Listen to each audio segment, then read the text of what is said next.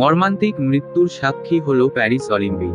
Olympic ভিলেজে মৃত্যু হয়েছে একজন বক্সিং কোচের, যিনি কিনা দায়িত্বে ছিলেন দক্ষিণ প্রশান্ত মহাসাগরে অবস্থিত স্বাধীন দ্বীপরাষ্ট্র সামোয়ার বক্সিং টিমের। শনিবার 27শে জুলাই হৃদরোগে আক্রান্ত হয়ে পৃথিবীর মায়া ত্যাগ করেন লিওনেল এলিকা। বিষয়টি নিশ্চিত করেছে প্যারিস অলিম্পিক কমিটি। আনুষ্ঠানিকভাবে এবারের অলিম্পিক শুরু হয়েছে শুক্রবার রাতে। শনিবার গেমসের উদ্বোধনী দিনের এমন ঘটনায় শোকের ছায়ায় ভেসে গেছে গেমস ভিলেজ। অলিম্পিক কমিটির পক্ষ থেকে একটি বিবৃতিতে জানানো হয়, হঠাৎ অসুস্থ হয়ে পড়েন 60 বছরের এই বক্সিং কোচ। দ্রুত হাসপাতালে নেওয়া হলে চিকিৎসকরা তাকে মৃত ঘোষণা করেন। এবারের অলিম্পিকে সামোয়া থেকে কোচদের মধ্যে কেবল এলিকাই টিকিট পেয়েছেন।